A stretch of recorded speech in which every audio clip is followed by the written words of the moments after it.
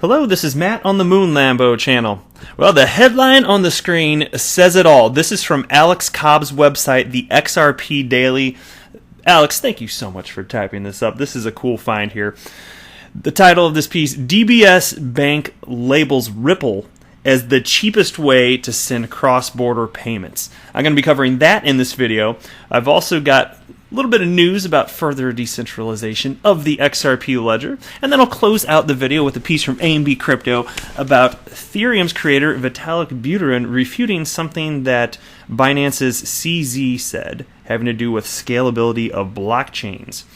Before we get going, though, if you would please delicately tap that like button, and if you just happen to be a fan of Ripple and XRP, subscribe to the Moon Lambo channel. It does a body good. So let's dig right into this piece from the XRP Daily.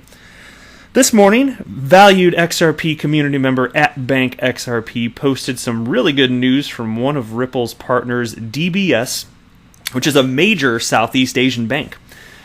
At Bank XRP consistently posts good news revolving around the Ripple and XRP ecosystem, so definitely a follow if you are on Twitter. And I must confirm that I absolutely agree. I do follow Bank XRP, and he's always putting out good stuff on Twitter. He's always popping up on my Twitter feed. I think it's awesome.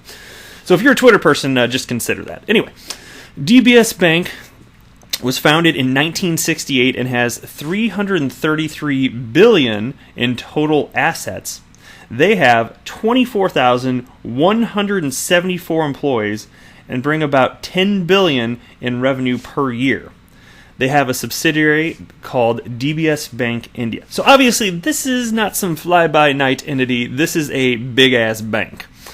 So here's what they had to say about Ripple when it comes to the cost of conducting cross-border payments. And they write, lowest cost routing. Normally corporates try to minimize cost of payments. All else being equal, domestic payments will be cheaper than cross-border payments. And this is a driver for IHB and cross-border ACH. And then they go ahead and they cite what is most expensive to least expensive for domestic rails, right? Okay, and then they move on here. Checks are often free in terms of bank fees, but when corporate handling costs are included, they are expensive. Indeed, manual labor. Over time, fast or immediate payments will replace ACH and probably be free. Check this part out. For cross-border payments, the order is Swift/telegraphic transfer, rated most expensive. Next, cross-border ACH, cheaper. Next, Ripple, cheapest. Good to see that from a big bank. Ripple is clearly labeled the cheapest route, and it is also the fastest route. Also, it's the most secure route because it is on a fully decentralized platform instead of a central server. Swift has an error rate of 6%. Indeed, they do. And as Brad Garlinghouse has famously said a number of times, can you imagine if 6% of your emails didn't go through?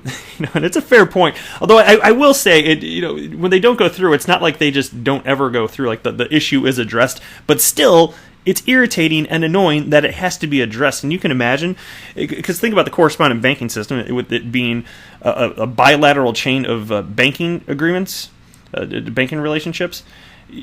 If you have a ton of intermediaries in between one side to the other, oh my God. Imagine if you've got 7, then you have to figure out exactly where there was a problem, then you have to go up and down the chain maybe multiple times just to fix the damn thing. It's outrageous. This is why you need to have it all automated with a blend of Xcurrent and Xrapid, which is coming. It's a coming here anyway.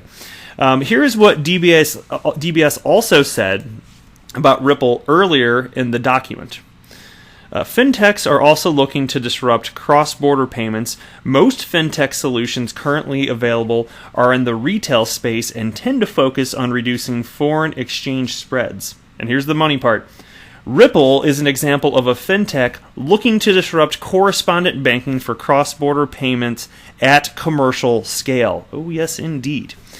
And so, specifically, when they're talking about cross-border payments in this, I'm sure that they didn't cite Xcurrent, but they said payments, not settlement, so presumably it's Xcurrent. But this is important to take note of. This is a very large bank.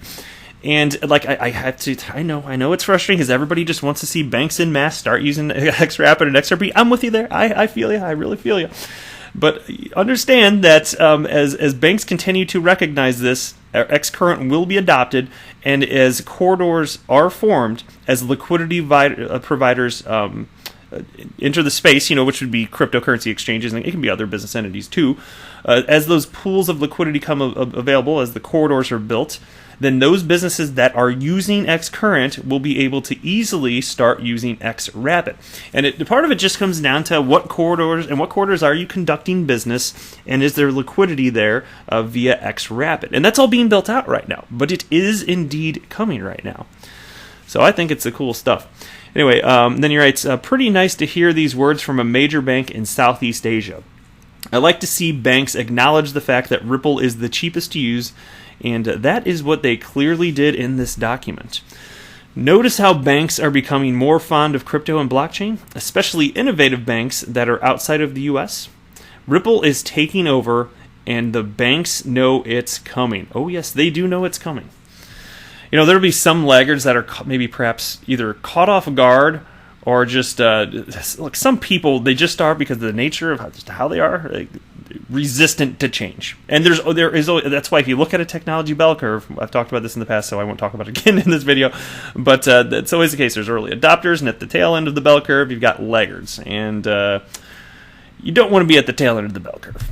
All right, check out this piece. I saw in my Twitter feed. It's from Panda Ripple XRP on Twitter. Further decentralization for XRP Ledger. Thanks 21st century _0004 for sharing #XRP community. And here's the tweet in question here. And now there are 6. We're happy to announce that company's API platform Rex has taken 5 more RippleNet XRP Ledger validator nodes live. Each of our 6 nodes verifies thousands of transactions per day for the Ripple network. And of course, they mean XRP. But you know what? We're just going to let that go. We're going to let that go. One day, everybody will just know that, and it won't be a thing. Such is not the case in calendar year 2019. Next piece. This is from AMBcrypto.com. Ethereum's Vitalik Buterin refutes CZ's claim that newer blockchains have largely solved scalability issues. How about a very old blockchain that has solved scalability issues? Ever heard of XRP? That's an old one that solves scalability issues. Oh, Lord. Anyway, Vitalik Buterin was in the news after speaking to the newspaper Toronto Star and stating that scalability is a big bottleneck because the Ethereum blockchain is almost full. High transaction fees are obstructing widespread adoption, he said. His words were, quote, "If you're a bigger organization, the calculus is that if we join, it will not only be more full, but we will be competing with everyone for transaction space. It's already expensive, and it will be even 5 times more expensive because of us. There is pressure keeping people from joining, but improvements in scalability can do a lot in improving that." And then the piece continues. One thing that has been on the Ethereum developers' radar is the case of high transaction volumes on its blockchain that have crowded the network. To counter these scaling challenges, Buterin advised moving to networks where every computer, on an average, validates only a small portion of transactions, instead of every computer verifying every transaction. According to the co-founder, this would require fairly modest sacrifice in terms of security, but on the upside would bring scalability costs down by a factor of over 100 for every transaction. This prompted a reaction from Binance's CEO, CZ, who said that, quote, "I like Vitalik and ETH, but speed and capacity was a problem a year ago, but now a largely solved problem for newer blockchains for now. We need to increase real applications that people actually use so that we hit the new capacity issues/limits again. Focus on applications." And then the piece continues here. According to CZ, the scalability issue was largely solved among the, quote, newer blockchains. Buterin refuted this, stating that even semi-centralized blockchains have transactions per second in the hundreds. Buterin had previously said that consensus algorithms like proof of work prioritizes security rather than making the blockchain fast.